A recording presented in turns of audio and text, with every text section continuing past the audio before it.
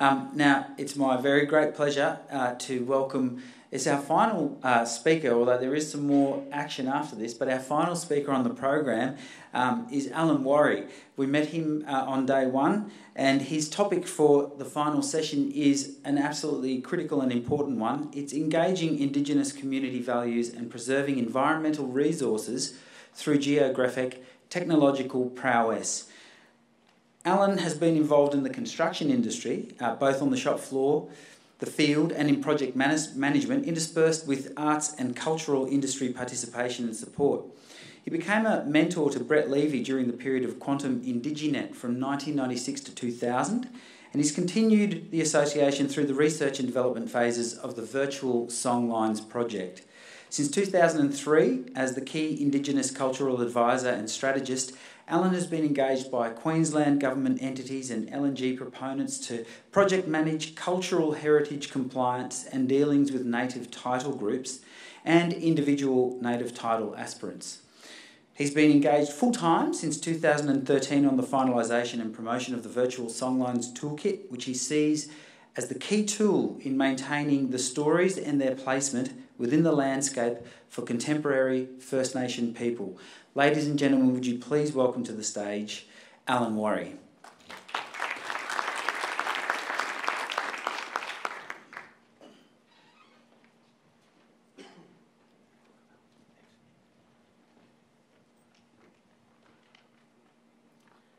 Thank you. Hard acts to follow. Very interesting stuff over the last 2 days. Is basically opened my brain up a bit and expanded it a lot further, and I think I really wanted it to go. But now I'm going to have difficulty because, like everybody who's in my position, basically that's old and grey. I've got 5 sets of glasses. I can't relate between this, the computer, and the screen, so it's all going to be by braille.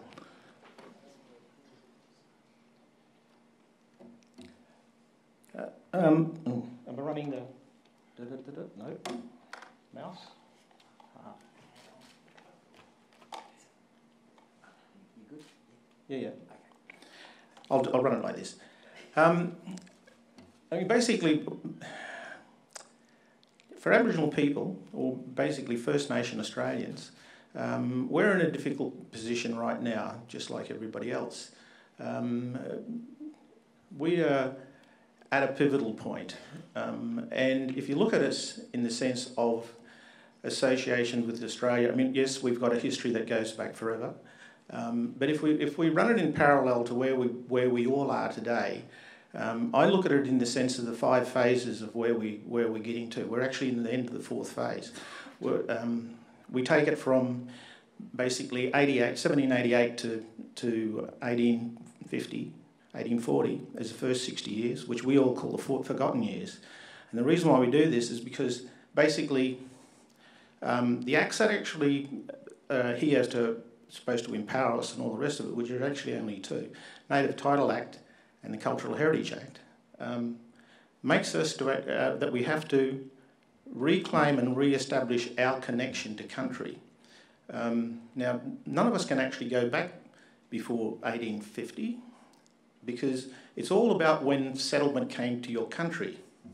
So that's the first phase. The second phase is basically from the 1840s to 1900, which was really a bit of coexistence, but it actually introduced to us some coexistence, some resistance fighters, and a lot of war.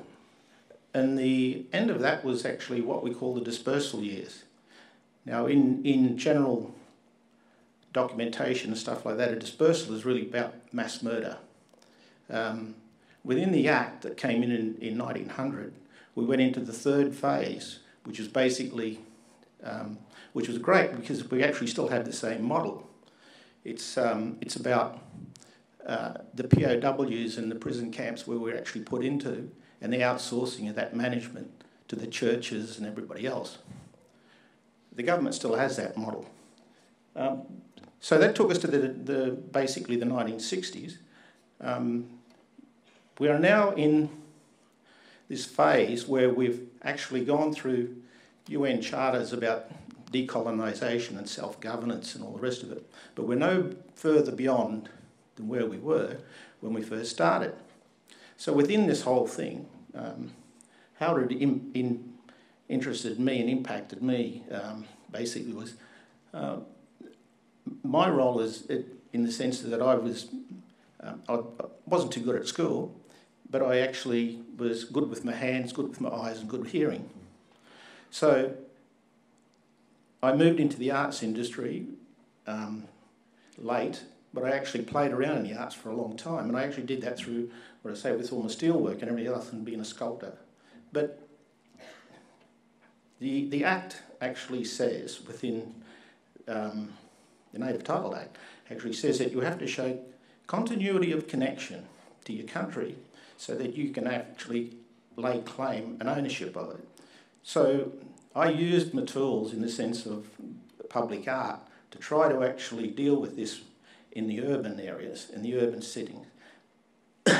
And I did this in the 90s, end of the 90s, where I started working with Brett while he was at Acid, because I was actually trying to look for the tools to actually train our young ones and our people to try to get to this reconnection and the maintenance of custom and cultural activities associated with the land.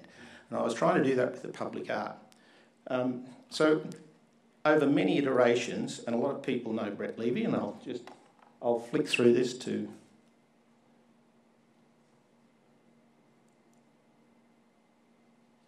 that's his bally head down there.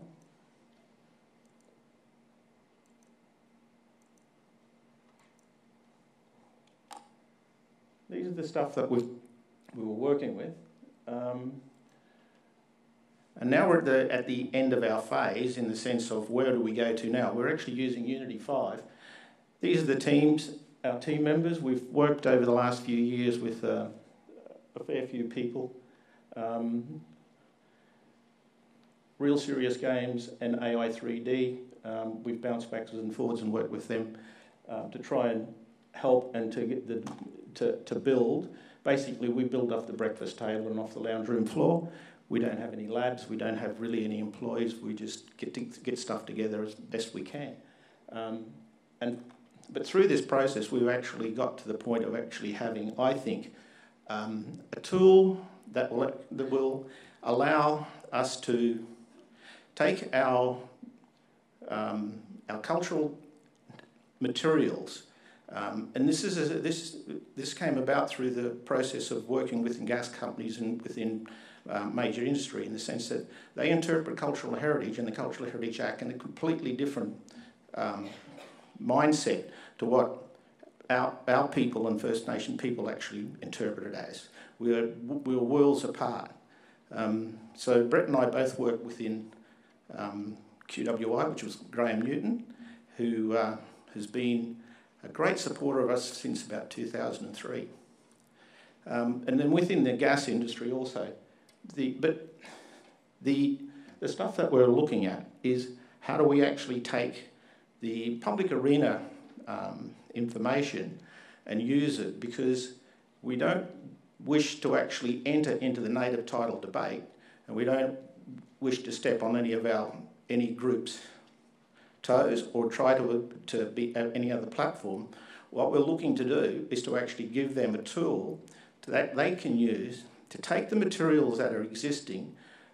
So we've developed this website to actually, just as our first presentation, and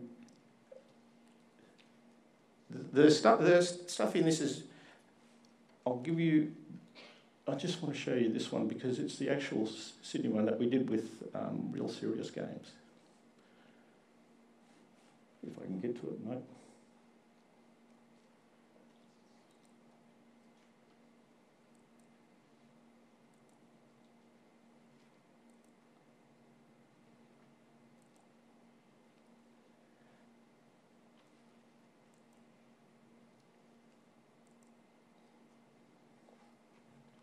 Now And we've had many iterations of this, and we've done lots of pilot projects, and this is done from a few years ago. And what the tool is actually here to do for us is to actually take information, materials that exist within museums and libraries and actually bring it back into a 3D landscape and give it back its context of what it actually is and how it fits within our society and how it was used. It's the tool to actually to do that. This is a video that we did for Sydney. Now this is, I think it's about Unity 4, I think, or 4.5. So what we do is all the landscapes are modelled on basically botanical data, all the documentations. We use old photographs, anything within the public arena that actually informs us about what the country looked like prior to settlement. Now what we're trying to do is to actually re-establish the connection back to settlement or prior to settlement so that we can use this as a landform to inform basically our kids who are here today who are sitting on this precipice of, we no longer are the flavour of the month within mainstream, or not necessarily mainstream in general, but within mainstream governance and where we sit. We don't have... So our kids of today, where they go to, they need some sort of pinpoint, they need some sort of historical association because all that's disappearing. Like I say, we're on the end of the era where we've moved, my parents and that have moved out of the missions and we've come into mainstream society. We've tried to go through the UN self-governance within ATSIC and reconciliation. Those eras are now finished. We are now basically classified under mainstream governance as just like everybody else. But our ruling, our governing ruling, which is the Native Title Act and Cultural Heritage Act, is the stuff that then still we need to actually inform us.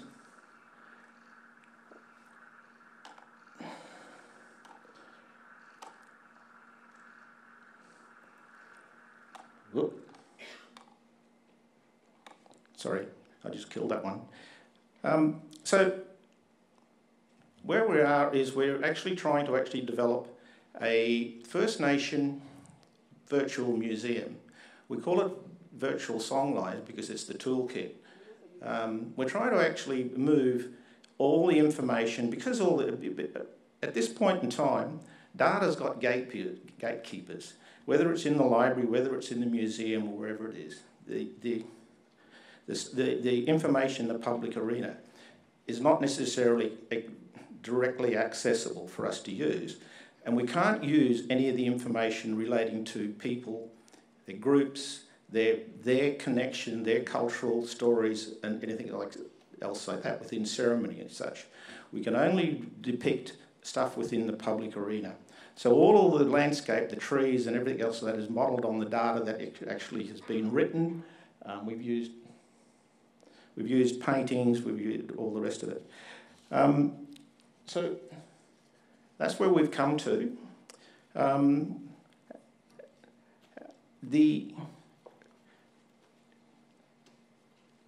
It's hard to say in the sense of how we fit back in and into the debate and the workshops that have actually come over the last 2 days, because our point and our role is not necessarily about looking forward. Our role is actually making sure that we can actually give a tool to fill the space within the time frames of what we can actually have, which, you know, from settlement to today, so that we have the platform for our kids to go forward.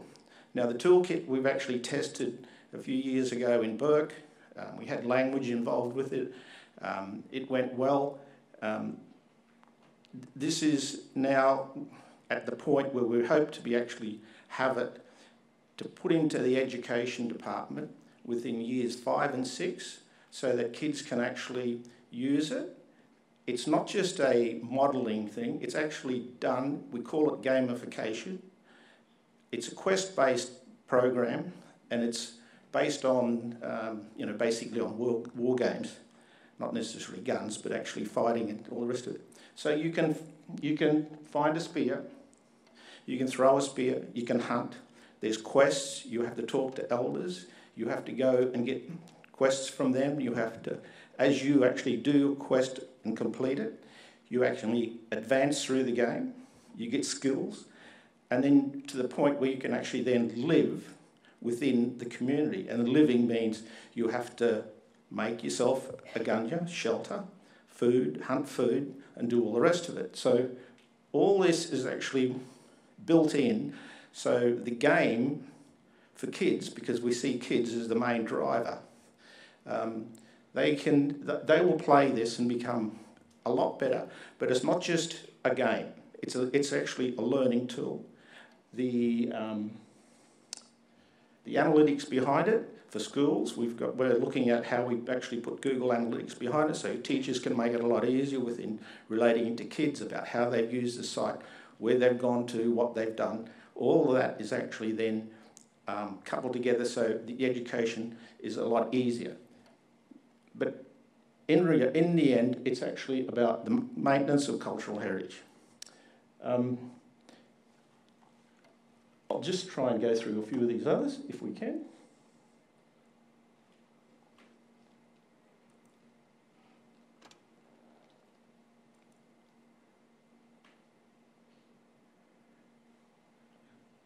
That's Brett. This is just a background on programs that we've done, or projects that we've completed. He's driven this.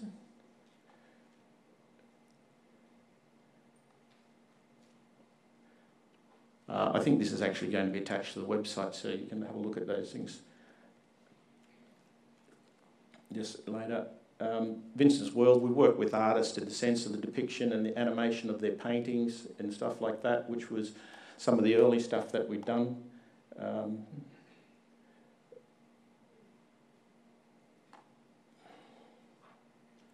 And we also have basically a lot of the research and the papers that have been delivered in the sense of this. If anybody knows Brett, he's been around for a while and he's delivered papers here and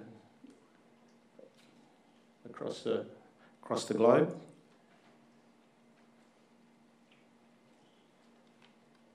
I think that's all I can explain about virtual songlines. I think it's basically it's a toolkit for maintaining our culture and actually using it through the education department for our kids, and not just our kids, but any kids in school who are participating, because there's a whole void in the sense of how you know, what's out there about Aboriginal people in general, and so it's for everybody. I don't think I've taken up 20 minutes, but all I'd like to say is that it's been very interesting. I'm a novice in this area, in this department, and I'm not tech savvy, but the things that we're talking about in the sense of the global sense of society and caring for country, which is one of the things that our culture is actually based upon, is, you know, we're all in the same basket.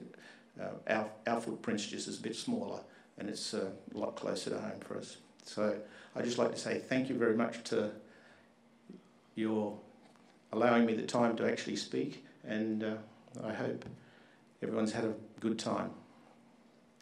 Thank you.